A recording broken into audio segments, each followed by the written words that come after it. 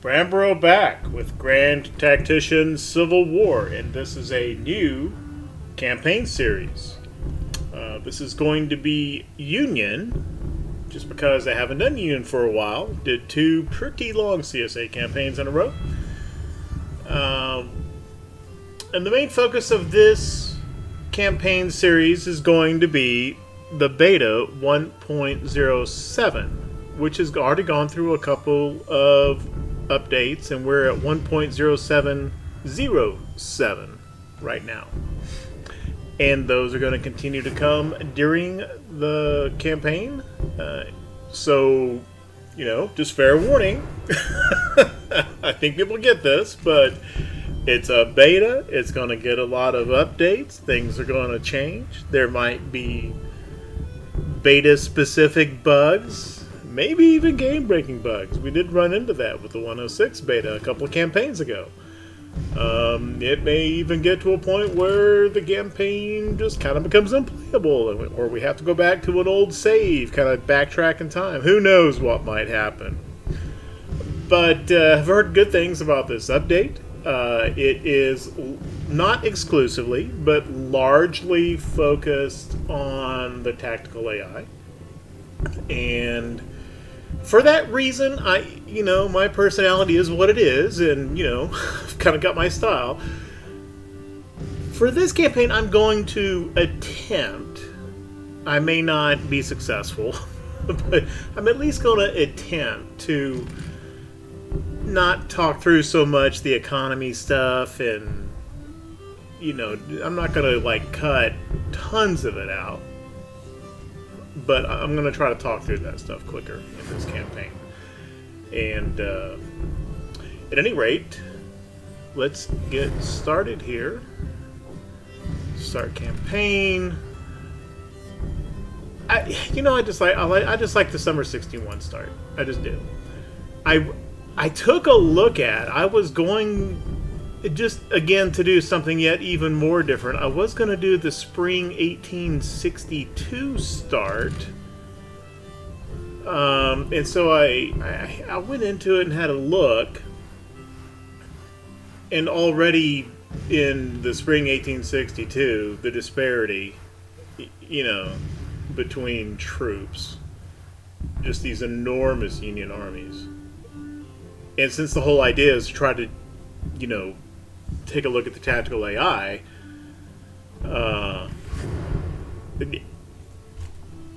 There's just already too many troops in Spring 1862, is all I'm trying to say. So that's why I'm going to go with Summer 1861.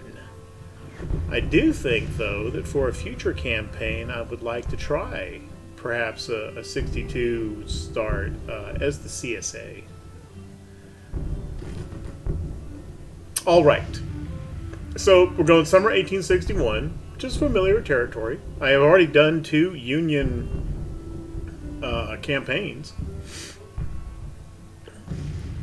on this channel from 1.05. So if you're interested in that side, there's those. Matter of fact, I'll just card link the playlist for those here. So for starter policies, I'm going to take a little bit of a different approach than I probably would normally, because I don't want to take any here that kind of mess with the CSA for national morale and support and stuff like that. I want to give it its best shot to kind of show what they can do with the 1.07. That's half the reason. The other half is there's a couple of starter policies in here that I don't think I've ever taken before. If I did, it was a long time ago, and I'm just interested to try them. So these aren't necessarily like the best possible three. I actually like the Kansas Free State. Which is just one of the three default ones, but the +5 support in all free states is actually pretty good. But I'm not taking it. I want to try this Go West one. which really boosts northern support out on the west coast with California and Oregon, which are already states at this point. Gives them a bigger population and makes recruiting possible from these states. I kind of like that idea. And it gives us some more trade on the Santa Fe and Oregon trails. Probably not very much, but I'm going to try this. I like industrialization. I'm going to keep it.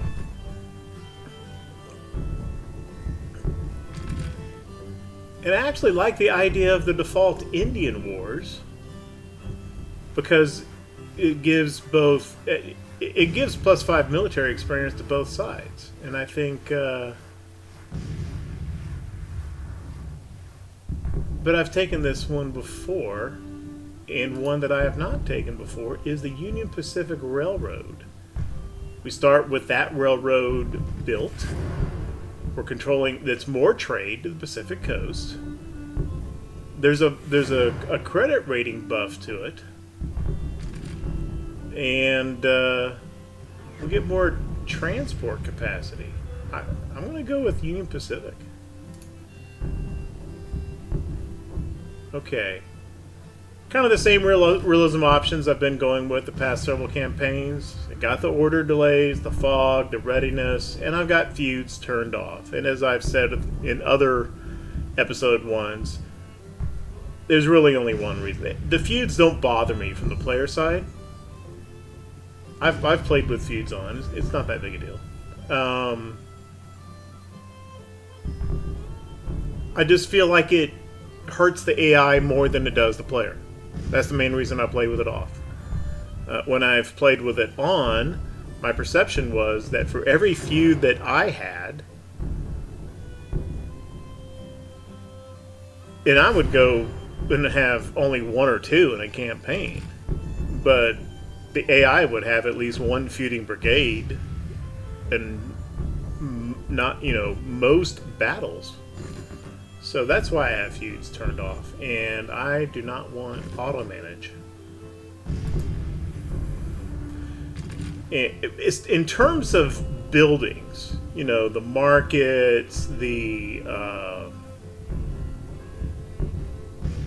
factories, but especially the federal buildings. This is going to be pretty minimalist. I'm just not building that stuff. I kind of hate to say it because I've spent so much time going through the 1.06 in the last two campaigns, but I've kind of come to a view that they're not worth the money. Not the economic ones, like markets. I don't, they cost a few million a piece. I don't know if you ever really get that money investment back. I'm just not going to build many. Auto manage will keep the AI from building them when I don't really want them to. So I think all of our subsidy money is really just going to go into projects, and which means I'll be using some industrial and probably some agricultural projects that I haven't used before. In any case, we're ready to get started. I said I wasn't going to talk a lot about that stuff. And we're keeping it on historic behavior, not random.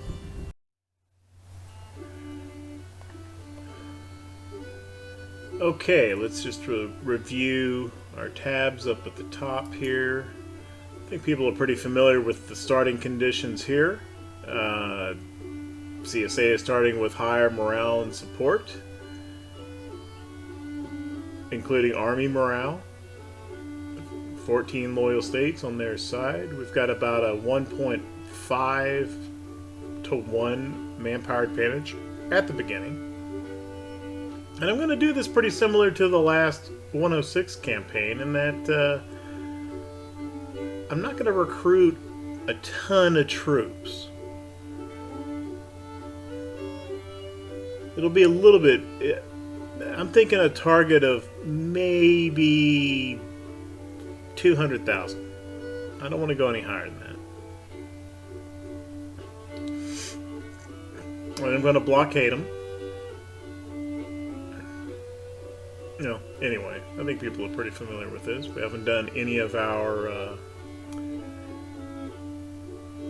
objectives yet. It is important to do, I think it's this one. Yeah, it is important to win a battle in CSA territory early, because until we do so, well, I can't get the tooltip to come up again.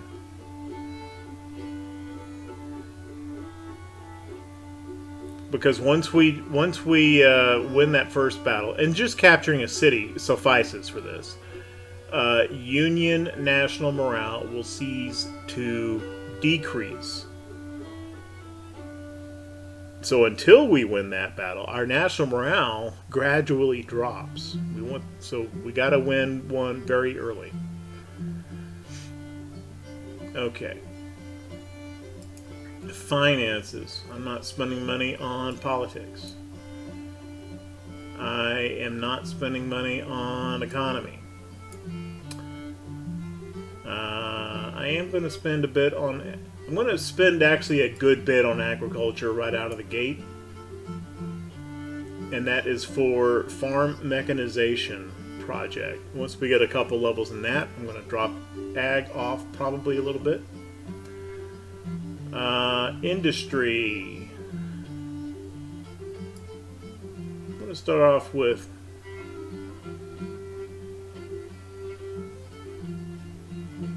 I'm going to keep it in the high range. Probably about 10 mil. No, that's right. Maxed out.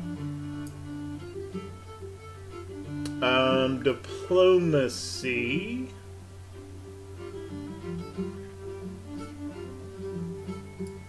Yeah, I'm going to max this out too, and I may even take a diplomacy level. And the reason I'm going to do that is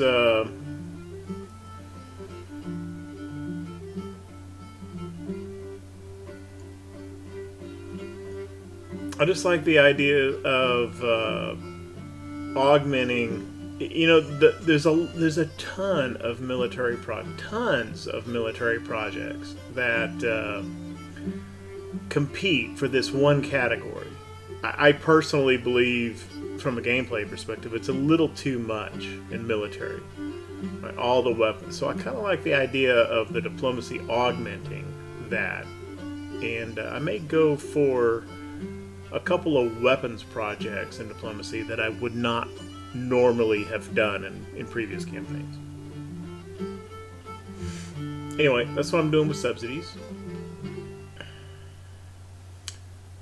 For policies, we're going straight. Let's see, we are starting with 12 month. Yeah, I'd like to have 24-month contracts in place before I start recruiting a lot of units. Kind of the conscription trick that the CSA has to kind of bypass these upper level militia acts. The Union doesn't have that available. Our version of the draft, which is enrollment, whereas the CSA's is conscription, but our version doesn't have that contract extension piece to it. So let's get 24-month contracts going as our first policy. And of course, we don't have any projects available yet. Just kind of the overall mindset, the game plan for the campaign. I don't think I'm going to spend money on any of these. The political ones. For economic, I don't think I'm going to spend money on any of these. For agricultural, I think what I'm going to go with is a couple of levels in farm mechanization as a priority, and then once that is built, once we have a couple levels in that, rather, I think maybe just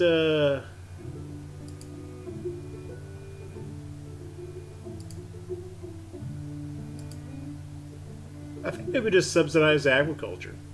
And we'll just kind of plow along with that, with whatever level of ag we have. Yeah. And similar thing for industry.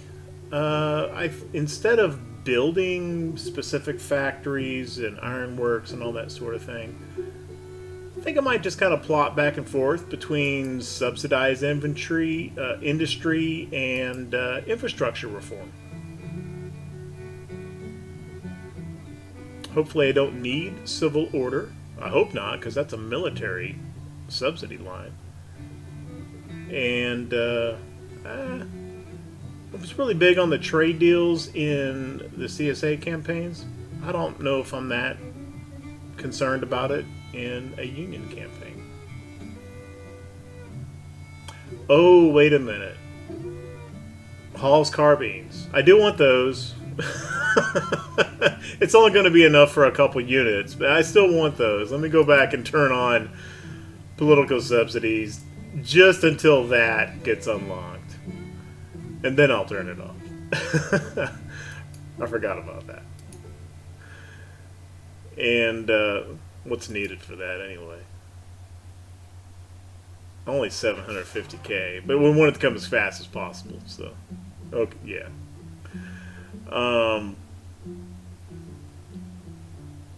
There are a couple of new projects in 1.07. One of them being machine guns. You know what? I don't know how I feel about this in the game. Yes, there were Gatling guns. I think there were like a few, like in one unit, that was used in one battle or something. So the idea of us being able to mass produce these things and use them all over in all our armies, I just don't know about that. I feel like these should be limited, much like the Hall carbines are, right? We'll give you a couple to play around with in one army, in like, 2 units at most. But y'all get what I'm saying. That said, am I going to take it? Are we going to check out machine guns in this series? Yeah, probably. How could I not? And then we have these... there's some new projects here. Cavalry Reform 2, and Artillery Reform. And the way Cavalry and Artillery Reform work is, at the beginning, the cavalry and artillery units that we can recruit at, quote, large, unquote, size, are much smaller than we've had before, up through 106. Right, so the 2250 or 2500 man full-size cavalry brigades, we cannot recruit those now. And the 16-gun artillery units, we cannot recruit those now. We need these 2 projects now in order to recruit the size of Cav and Arty that we used to. And then Cavalry Reform 2 is what enables the recruitment of horse artillery. At the moment, we cannot recruit horse artillery at all. Conceptually, I don't mind these. I think they're fine. They probably make sense that we wouldn't have enormous cav brigades in the summer of 1861. Okay, I'll buy that. I don't have a philosophical objection to these. But I feel in this game that compared to the other funding lines, the military subsidy funding category simply has too much in it. There's way too much competition for military subsidy money. So I don't have an objection to these specific projects per se. I'm not a fan of adding additional projects to a subsidy category that I think was already a little bit over full. And then I don't remember. I think the supply reform, is that a new one as well? I don't remember seeing it before, but I'm not 100% sure. And what this does is this allows, I think it is new, because up to now I think we could upgrade them. Or this might have been introduced toward the end of 106. I don't recall. Anyway, this enables upgrading supply depots. So I can see where that would be helpful to the armies. However, given the level 1 supply depots are pretty darn expensive as it is. I mean, this kind of, upgrading supply depots kind of, it's kind of like getting up to fort cost levels. So I don't know if I'm going to be wanting to do a lot of that. Especially since I'm not planning on building enormous armies anyway. Anyway. And then I have a general idea that I might take a couple of these diplomacy weapons projects somewhere along the way.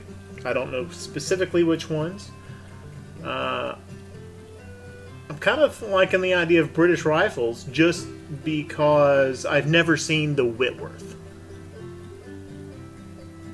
A very long-range, very accurate, but very slow-firing infantry weapon. I wouldn't want to have tons and tons and tons of brigades with these, but I'd like to have, like maybe one brigade per corps or something about like that with Whitworths, just because I want to see, how they do. I would suspect they're going to do very, very well. It's like a super Mississippi. Anyway, that's kind of the idea of what I'm going to be doing with projects in this game, and like I said, I'm going to try not to talk about that stuff as much, and I'm already doing it. Okay, well, so we're starting with 5 separate forces, and like the beginning of any campaign, they're probably not organized the way I want, so I need to do that. There's probably some weapons available in the arsenal. Yeah, like there's some... Well, we don't even have any cav, but... Actually, do we have anything? Yeah, there's a few parrots. There might be enough 3-inch ordnance for 1 battery. Yeah, on that artillery reform, I think right now, in 1861, if I understand correctly, all the units that we can recruit for arty are, quote, batteries. And then you get that artillery reform project, and at that point, the artillery units are battalions, which is the next level up, composed of several batteries. Whether or not they use that nomenclature during the recruiting, we'll see. Before 107, basically they just used the term battery for the Union and the term battalion for the CSA, so it may just stay that way. We do have several brigades worth of Springfield rifle muskets. We got some Mississippi rifles. If there's a small brigade somewhere with muskets, maybe worth getting Model 1817s out to them. And then if there's mixed muskets, guys, yeah, we're going to want to get Springfield muskets to them after we run out of all the other stuff. Which, before I forget, Springfield rifle muskets, let's just get it going. We know we're going to need a bunch of them. Even with not that big an army, we're going to need 50,000 Springfield rifle muskets. Let's just get them on the way. Yeah, it'll be a while. 164 days. It is July 8th. Therefore, we're going to get these toward the end of December, probably. No, toward the beginning of December. Maybe even the end of November. And mid-December. So they're not going to show up until the winter, but we're going to need them. So I'm just going to order them now. I don't think there's anything else we can order. Like, I don't think we can actually order any rifled artillery.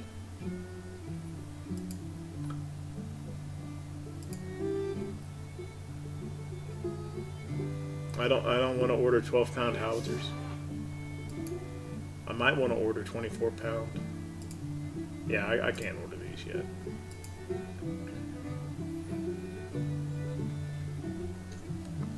For just the basic standard issue rifled artillery, I really like the rifled artillery option, which gives us the 3-inch ordnance rifle and the wired, the 6-pound wired, which I used that in the last campaign. I really like that. Already, I thought it was. What I liked about it is it just seemed to me to fire well. It's a little bit, as people know, it can be a little bit testy to find shots for artillery, and the wires just seem to be pretty, cooperative. I don't know if he can fire from it. Well, he's banging away. I guess he's got shots. I don't know if it's their trajectory. I know historically they were supposed to have a little bit higher trajectory. I guess maybe that's modeled in the game, and they can just kind of. But just for variety's sake, I may just go with the parrots on this one. I don't know. We'll see as we go along. But I've got some weapons that I need to issue to the troops, and then I've got to go around and do the whole political officers farmed out to forts thing. I did notice in someone else's video, I know many of you watch Worms, and I didn't know this was coming. Or if I'd read it, I forgot. But finally, you can just click on a fort, Fort Tompkins Garrison, and you can just bring up the garrison. It's such a little thing, right? And it's something that should have been in the game the whole time, but it's such a little thing. But I just dig that. It always bugged me that it wasn't like that before. Alright, so I'm going to go do all that stuff, and I will be back.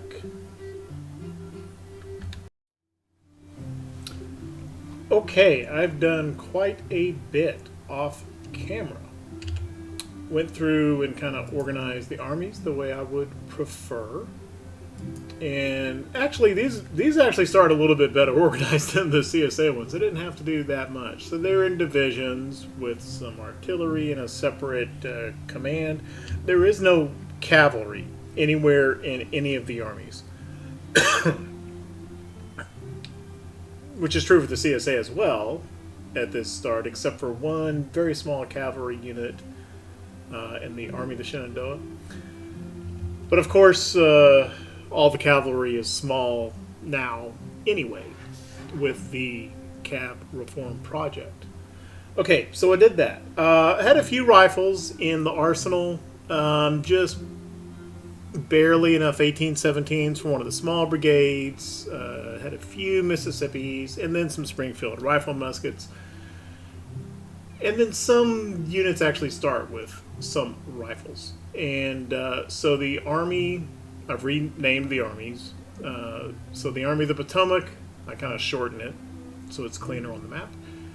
Army of the Potomac is mostly, not exclusively, but mostly rifle armed. There's a few rifles in what I'm calling the Shenandoah Army. And the other existing forces are, I at least upgraded them from mixed to Springfield muskets. And that's the Appalachian Army under George McClellan and the Missouri Army under Nathaniel Lyon. Okay, so I did that. Went around to all the forts and plopped not very good political appointee officers into their commands to boost state support, as I often do. Actually, as I always do at the start of a campaign. Y'all are familiar with that process. And there's a few fort garrisons here and there that had some okay weapons in them, and I didn't change any of those artillery units. I didn't move those artillery units anywhere, but I was able to get enough 6-pound field guns into the arsenal from swapping out cannon in the armies that I could replace those. And so I was able to pull like some 6-pound Napoleon, or excuse me, 12-pound Napoleons out of some out of the way forts into our arsenal. So we got a few of those too.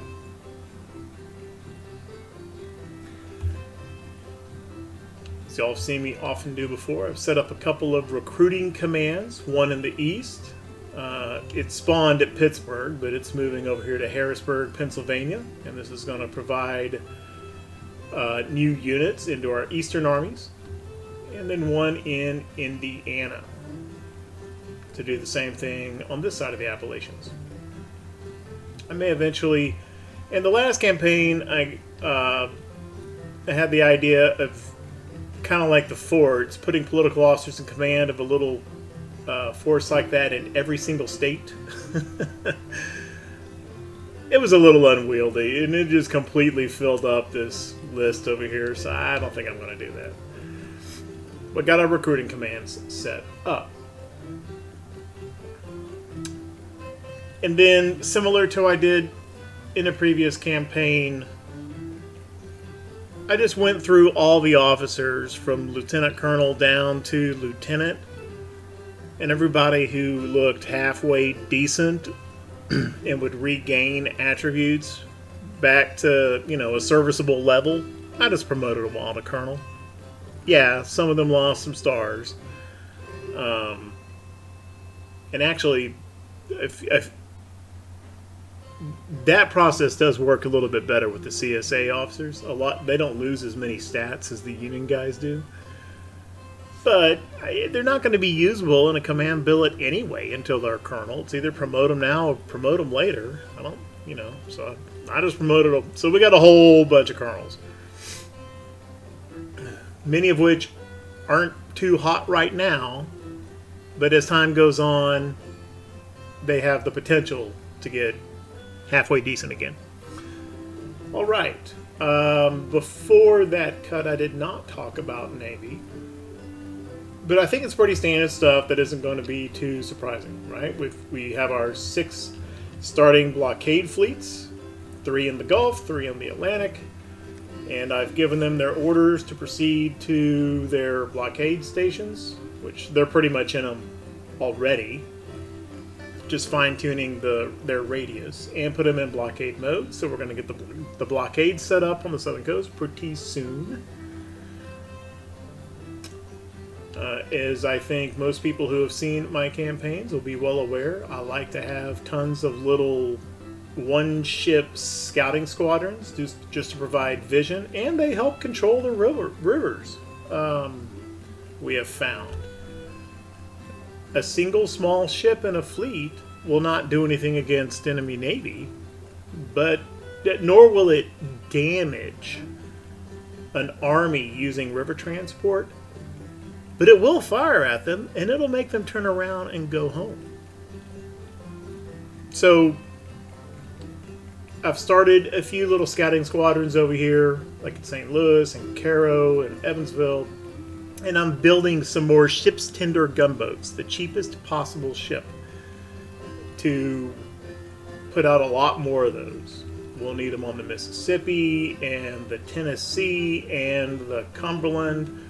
Hopefully we're not going to need them on the Ohio, but that's a possibility too, depending upon what the Confederacy might do.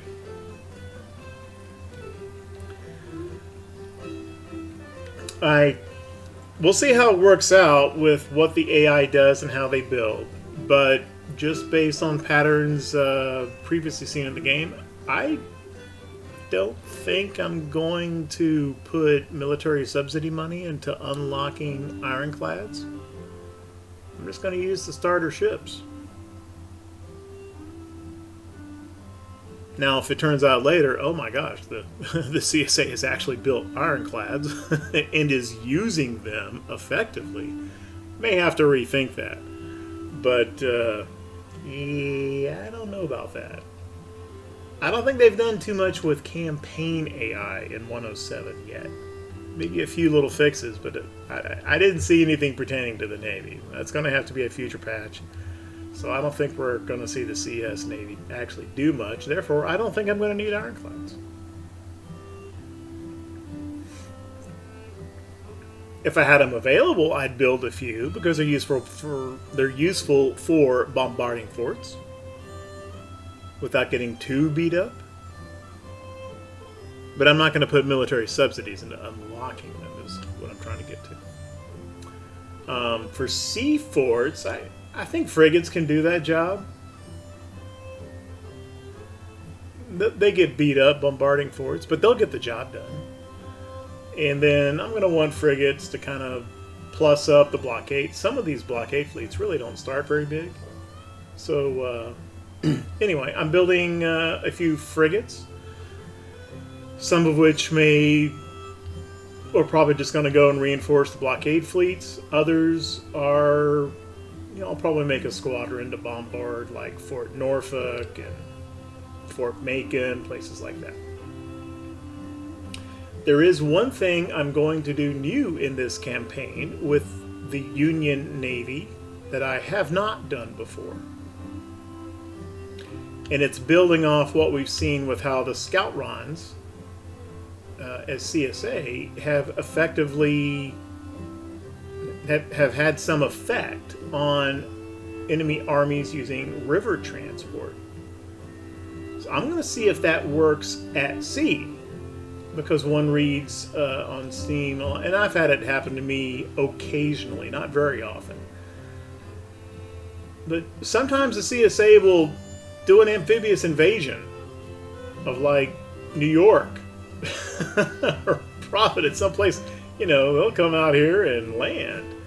So what I'm going to do is I am going to create a picket line from about here all the way across. Probably don't need to go to the map edge, but just for completeness sake, I'm just going to put a line of steamers right across here in patrol mode. I think one's enough, but I'm going to put them close enough together that their combat radius are connected, so that it is impossible for an enemy force on sea transports, a land force on sea transports, to come up through here without hitting one of those squadrons and see if it'll turn it around and make it go home. We've seen it work on the rivers. Let's see if it works at sea, if they even try it. And if nothing else, at least, it'll be kind of an early warning. Hey, it's a Confederate army at sea over here, instead of them just showing up in New York. Okay. So what are we actually doing with the armies? Lyon's little Missouri force, as far as I'm concerned, he has one job, and that is to protect St. Louis. I don't really care if he, the CSA, they can have this Ozark area. I'm not going to do what the computer union has done to me and just pour tons and tons and tons of resources into Southwest Missouri. I ain't doing that. And all I really care about hanging on in Missouri is St. Louis. So I've got to move him back to Rolla right now. There's a supply depot here. I created the recruiting command, but the first troops I'm recruiting in the West is we need a proper army over here. So I have created the Army of the Tennessee. Now, they're just 12-month volunteers. I didn't wait for the Militia Act, but we know that there's a Confederate force down here in Nashville. They're probably going to come up here and try to grab Louisville. And so I have a force recruiting now, and I recruited them from western states like Indiana, Illinois, Wisconsin, so hopefully they show up relatively soon. Oh my gosh, ETA of last transfer is 72 days. Who do we have to wait 72 days on? Cav. And Artie's pretty... Well, at least the infantry is showing up relatively soon, so he may just have to move with infantry if necessary. So I'm going to form him at Caro, but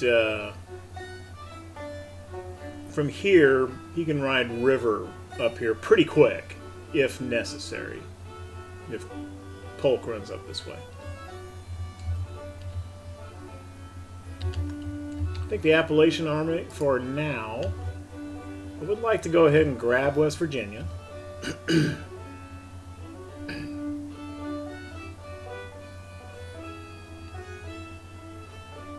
But coming down this route to Charleston, that is, he's going to have supply issues. For the moment, I'm just going to let him gain readiness.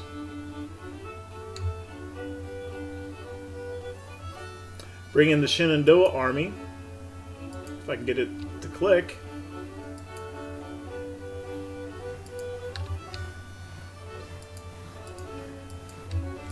Well, I can't get any...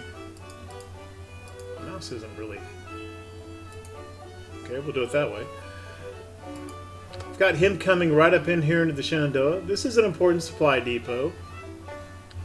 But the main thing is, if he can capture Winchester, fine. But the real intent is hopefully that he can engage the army of the Shenandoah.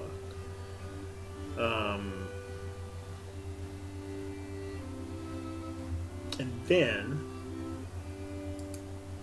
we'll move the Potomac Army one way or the other, either over here or over here. Want to try to get one of these Confederate armies engaged.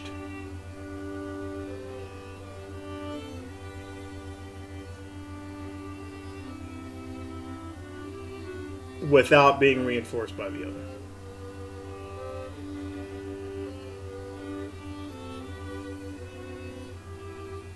Now, if McDowell has to fight both of them together, that's still doable if he can engage the Army of the Potomac while there's still 18,000, not, you know, and they haven't reached 35,000. Similar story. Well, this army is at 10,000 and isn't going to grow too much. So we'll just see how that works out.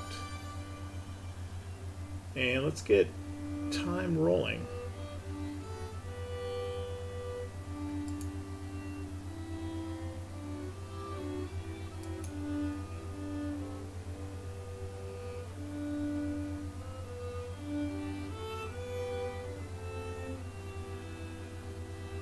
It says slow movement for low red. He's at yellow. Oh. That's new. Army Shenandoah coming up and crossing the Potomac. Well, that works. Except that fight's going to be in Maryland. Well, give him that. Okay, McDowell, come down here.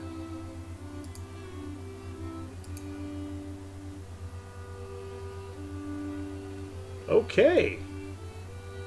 I haven't seen that Shenandoah CS Army do that before playing Union, to actually cross the Potomac into Maryland right at the very start. That's pretty cool. And I think we're going to have a battle here. And I'm going to go ahead. It's going to make it a little bit of a longer episode, but the tactical AI is what we wanted to see in 1.07.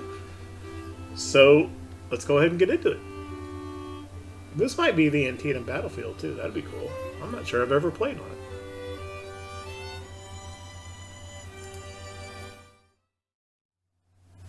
Okay, we have a defensive situation with 18,000 men and 10,000 men attacking us. We are on the Antietam map. which I think I have played on before, but very infrequently, and it's been quite a while since I did so. Okay, and yeah, they've one of the changes in 1.07 is that they've made these objectives. They've made the icons a little larger so that you don't have to go, okay, I don't really see where the objective is, and have to go to the objective. They stand out a lot better now. That's cool.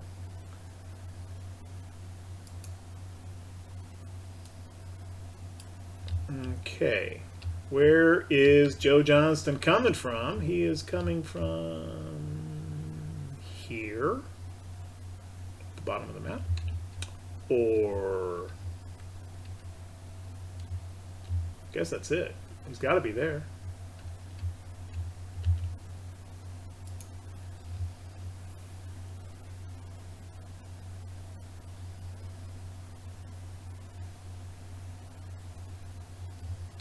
If I could, I would actually like to defend just right here, but that's within his, we got to be within our deployment zone. Obviously, his intended route is going to be just right up this road. Just goes straight up through Sharpsburg, straight to the objective.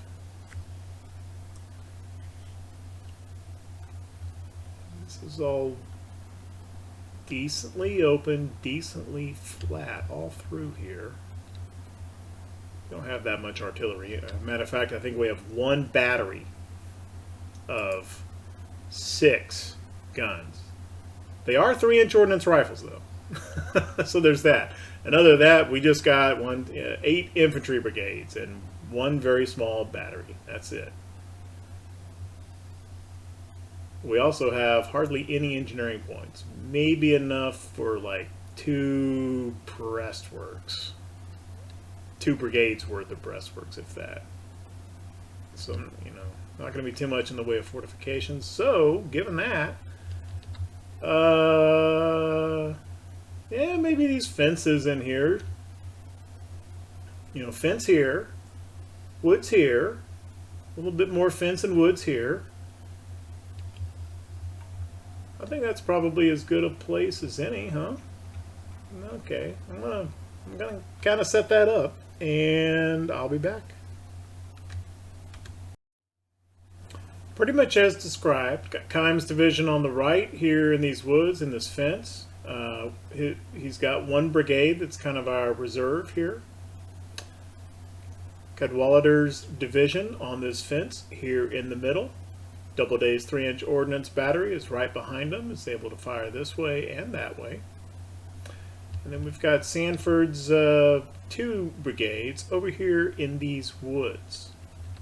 Sanford has the smallest division with only 2 brigades. However, both of these are armed with Springfield rifle muskets. All these others are Springfield musket armed, I think. Nope, there's a rifle musket. Maybe I should have put wind coop up front. Yeah, I didn't really pay attention to that. Okay, so there's some rifles in these divisions as well, and here's the objective here. We don't have any cavalry to scout, so I've just kind of put some skirmishers over here, here, up in here, and over here, somewhere. Yeah, let's put them here. Just to kind of watch this area in front of us, and just gonna kind of hang out and wait until they show up. So I'll be back when they do.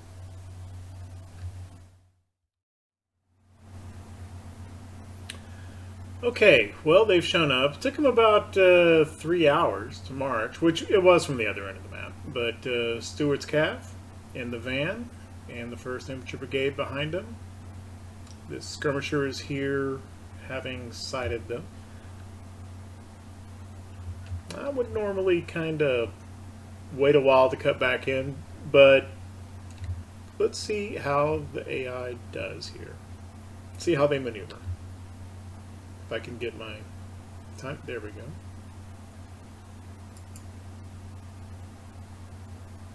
We'll put it on 5x. Okay, so they're stopping. They've made contact and they put their skirms out.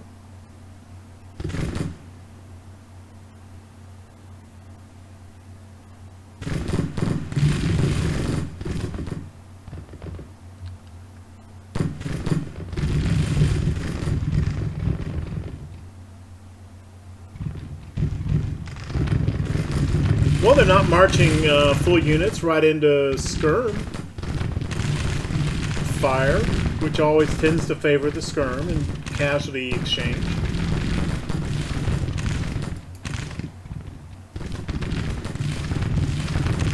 They're sending more skirmishers to help. I think that's a reasonable response.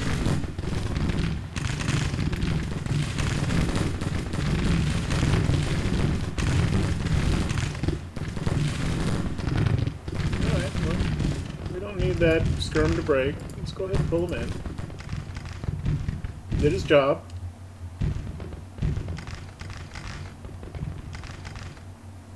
Frost Division has marched from the battlefield. I bet that was a recruited division that Frost Division strength. Yeah, it just didn't have any men in it because it's recruited units. Just looking at these numbers, I think there's, yeah, 1, 2, 3. There's 4 infantry brigades.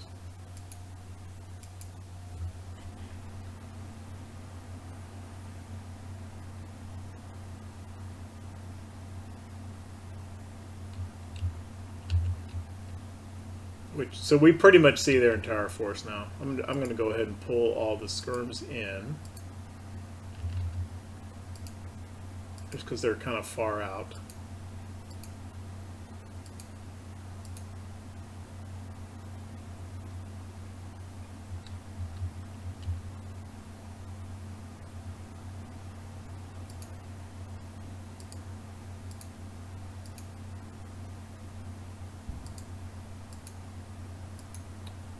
Put out a full skirmisher line and see what they do with it.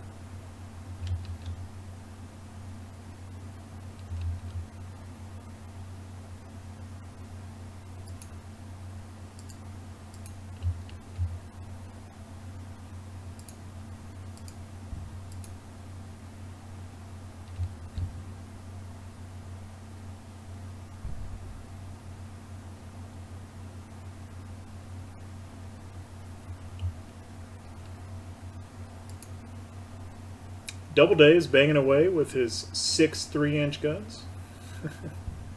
Ooh, they're making some kind of a flaky movement here. So they want to load up on Kimes' division. Okay. Are they actually trying to flank all the way around to the objective?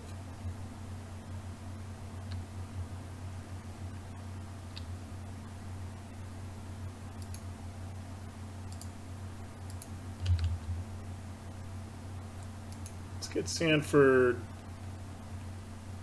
kind of down this way. Yeah, I think they're trying to move all the way around. They're not moving to flank to it. I don't think they're moving to flank to attack. I think they're just flat going to the objective.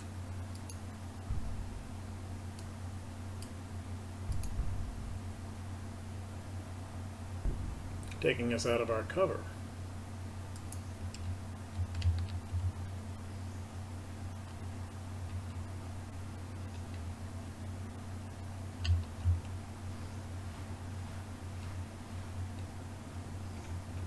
Interesting.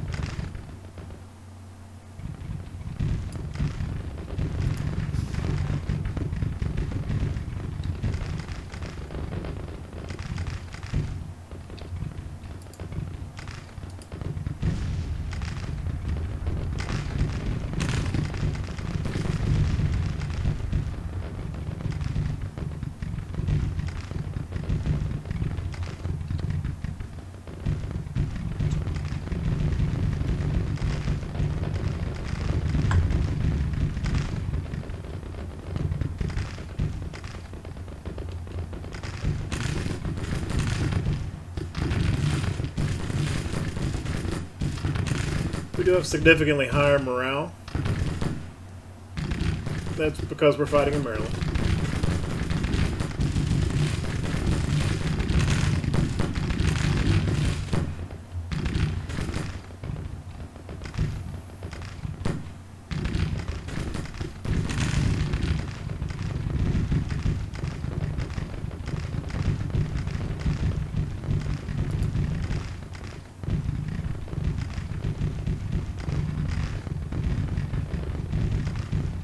Sanford over here, like about that.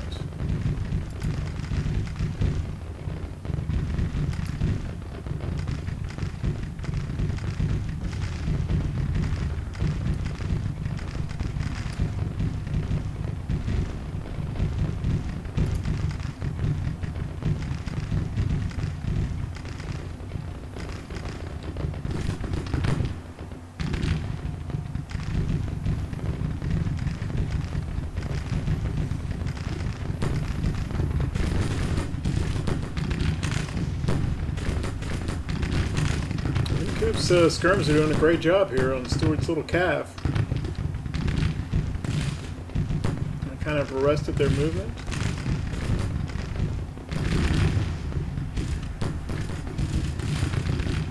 Crombie's guys are, well, they're about to break.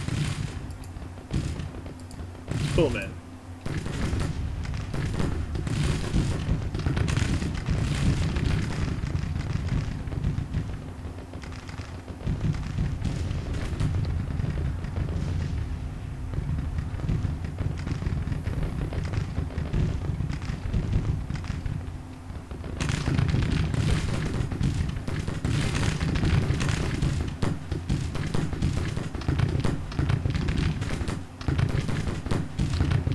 Put, where's,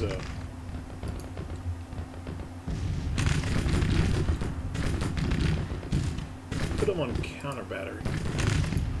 Get him working on his perk XP.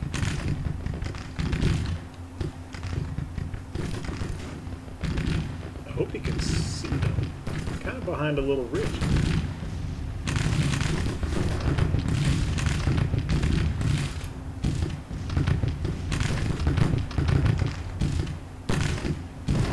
Those skirms are tearing up that calf. See no reason to change this.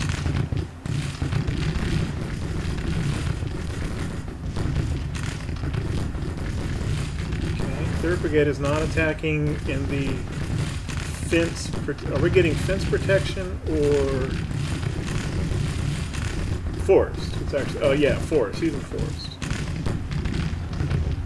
Keeping 3rd Brigade immobilized there.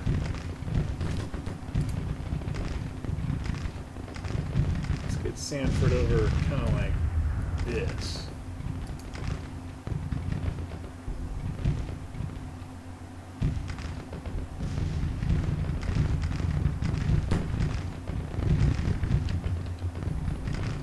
Is Doubleday actually firing at? No, he's firing at these guys. Maybe he can't quite see those, I'm not sure.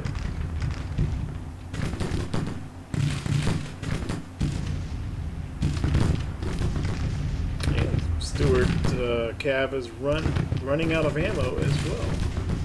Okay, what's your next move, Joe Johnston?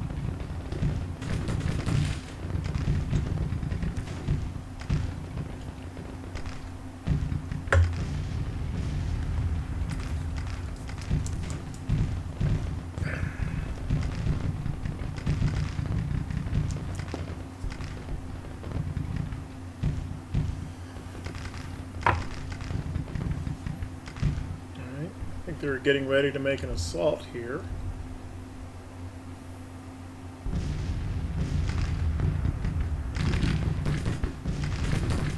Okay, so Smith is kind of, maybe might get a little exposed there. I think Kimes 2 brigades here. Let's go ahead and get this 3rd Brigade dealt with.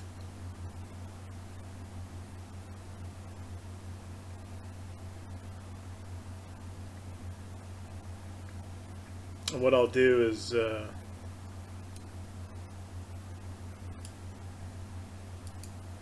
bring Abercrombie out like this. He can push in. 3rd Brigade will turn to face him, and then we can push 5th Brigade forward enough, and then he'll be caught, flanked by somebody, one way or the other. Let's try to take care of this before Neely gets in trouble from Smith.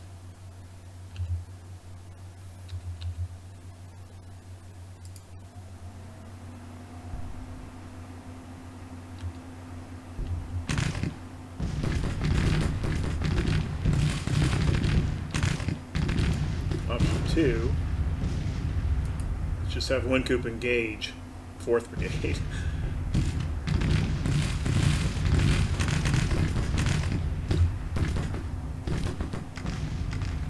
Push Cadwallader up right into here. For some reason he wants to go in march order. That makes 0 sense. Okay, well, let's do it this way.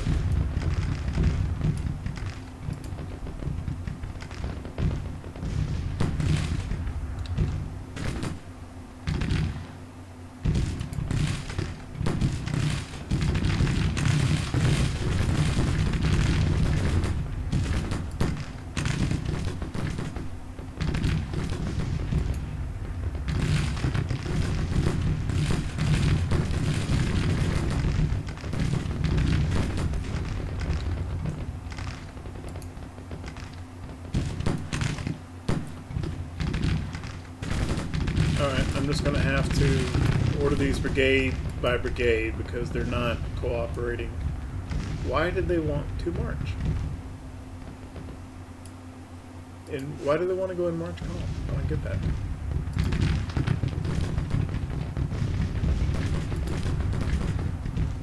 Well, what happens if we just give them a shoot order? They still stay in line.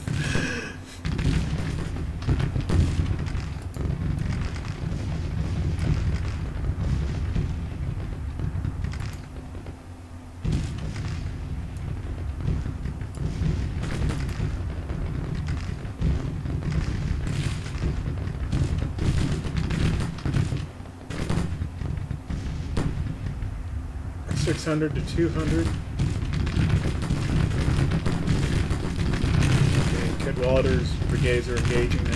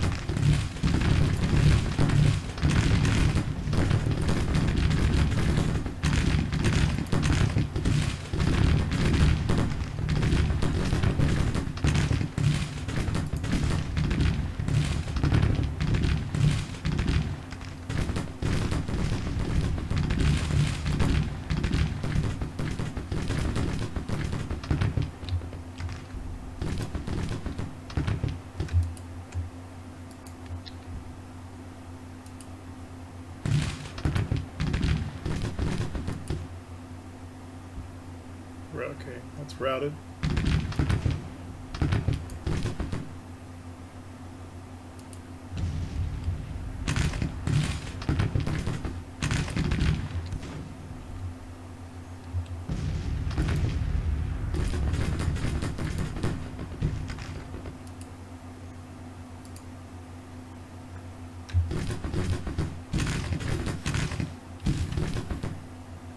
Okay, enemy retreating. Where are we at here?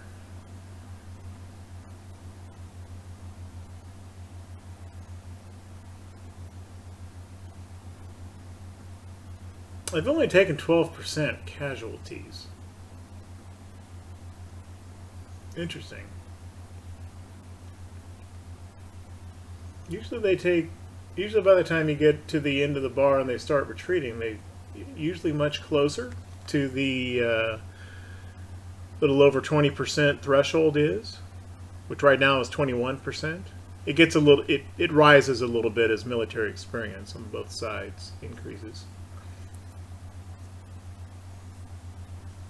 So I don't think we're going to get a major just because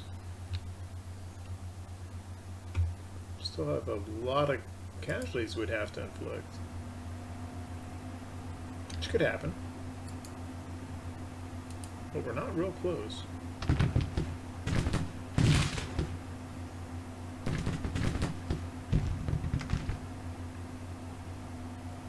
Oh, I think I ordered a detachment to go grab his guns.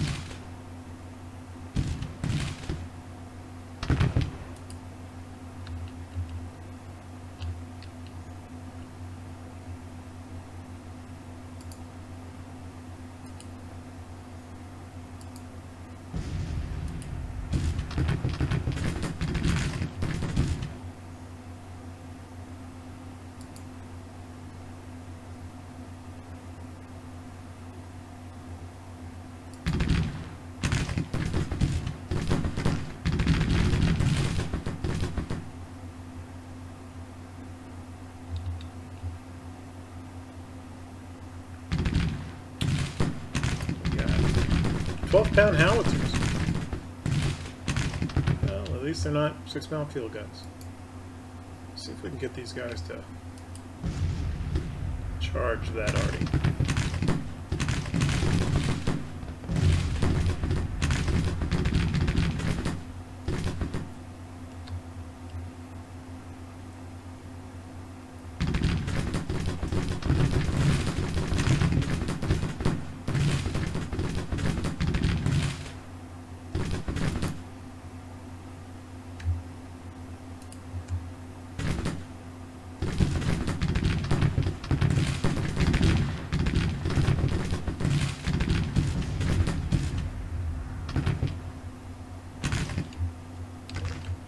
That guy's not even visible anymore. Those guys are just...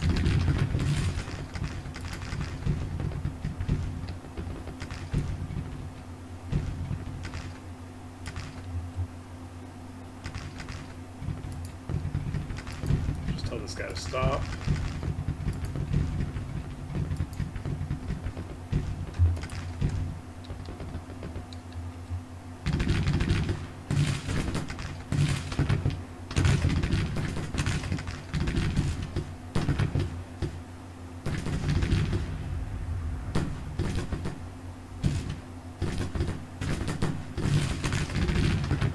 It says 10 left the field. I think that was Frost Division, I guess. I don't remember seeing something like that before.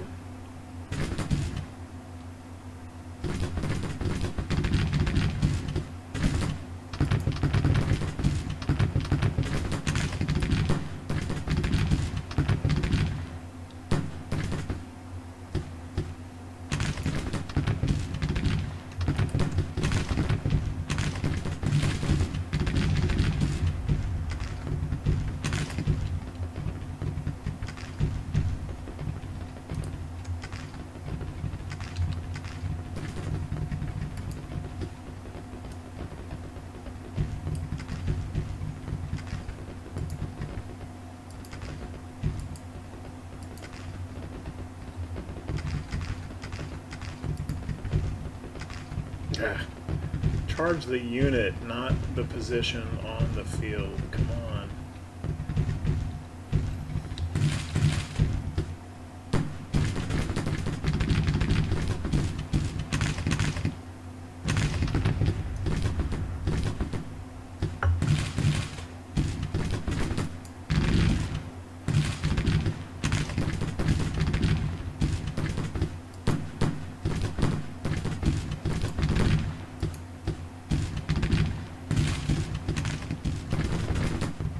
Short range because I tried to get him to charge an arty unit earlier.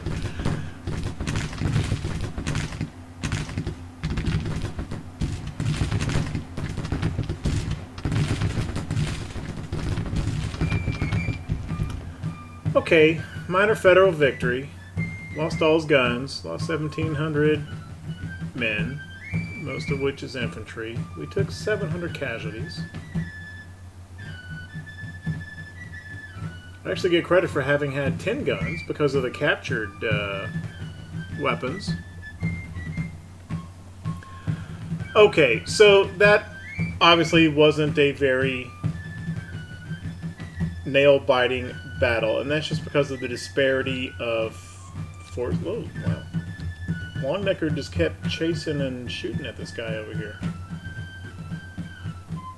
Sometimes that happens, sometimes that doesn't. Nice job, Longnecker.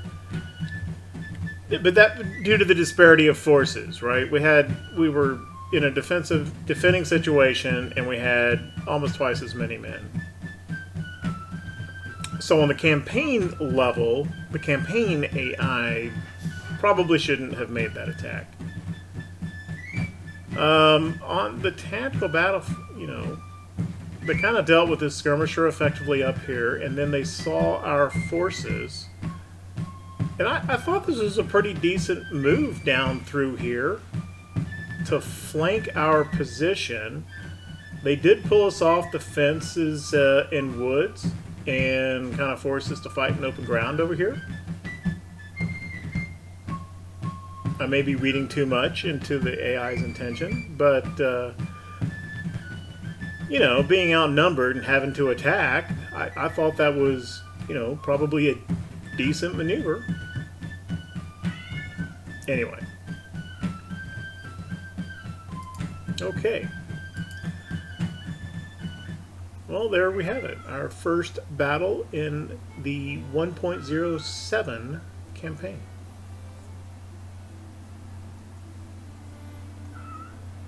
I think the upcoming battle between McDowell and Beauregard over near Manassas, I'm pretty sure there will be one. We'll see.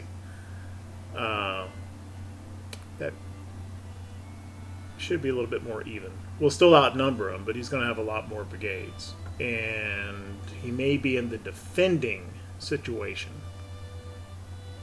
So we'll see how that goes. Sanford got some fame. One of the division commanders. Good for him.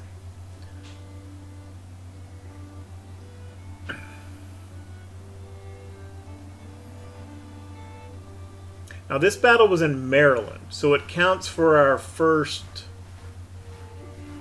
victory.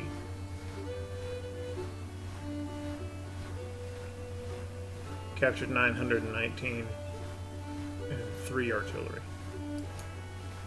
Probably 12-pound howitzers. So that count, well, I don't see it.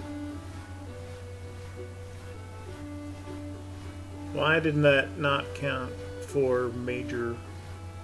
To count as a major battle, each side must commit at least 10,000 troops. And casualties must exceed 2,000. I think both of those conditions were met in that battle. It may just need to run time a second.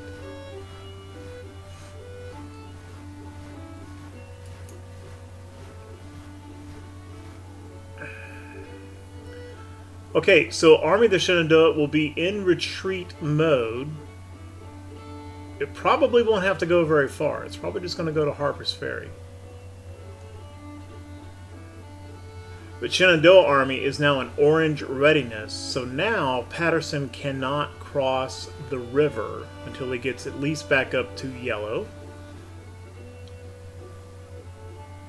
But I don't think Army of the Shenandoah is in position to reinforce, so let's go ahead and give McDowell orders to come right down here to Bull Run, or to Manassas.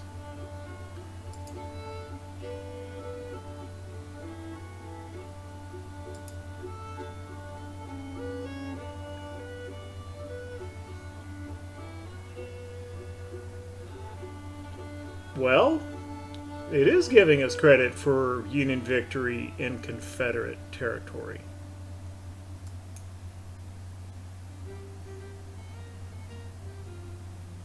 And this is the newspaper headline for the major battle.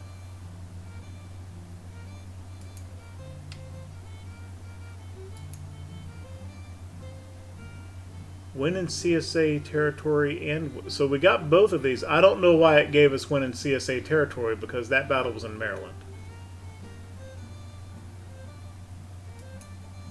Unless...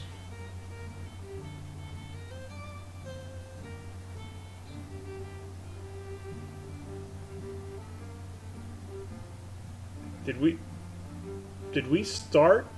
I thought we start the campaign owning Alexandria. I don't think that's it. And same with Grafton and Wheeling.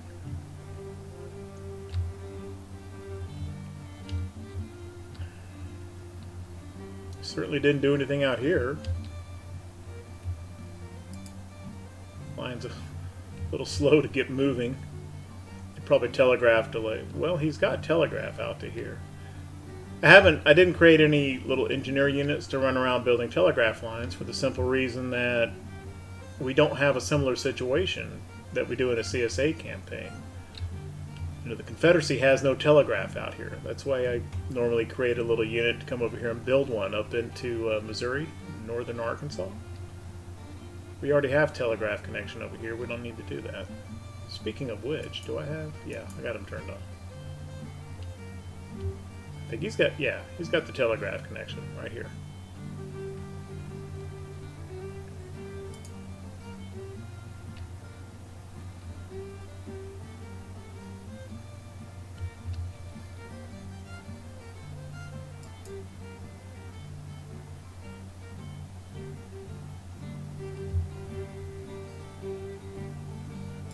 What is Patterson's supply situation?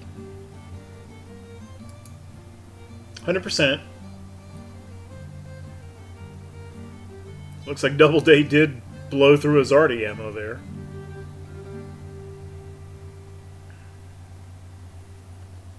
And he's drawing supply from Baltimore and from Gettysburg.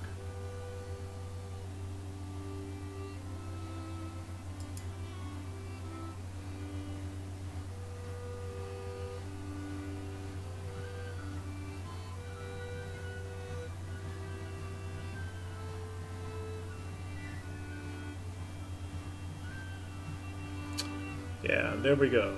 Our Potomac Army against their Potomac Army. And once again, we have them fairly well outnumbered, but I think this is going to be... Beauregard will be in defensive mode. And so this may be a little tougher. And Bull Run is a pretty... there's a lot of good defensive positions on it. But I think that will have to wait for the next episode, where we will go do the first Battle of the Bull Run. If you like what we're doing with the channel, if you like the content, then leave a like, leave a comment, maybe even subscribe. This is the first episode of this series, so there's not multiple episodes yet, but there will be. If sometime later you're watching this first episode and want to quickly find the other episodes, I'm linking the playlist to this series right here, so you can just march on down the road of whatever episodes may have been published by the time you see it. At any rate, I hope you're looking forward to the series and seeing 1.07. I think we'll get a little bit better idea, maybe, in this next battle of what it's all about. I'm certainly looking forward to playing it and sharing what we find with you. Thank you very, very much for watching. I appreciate it.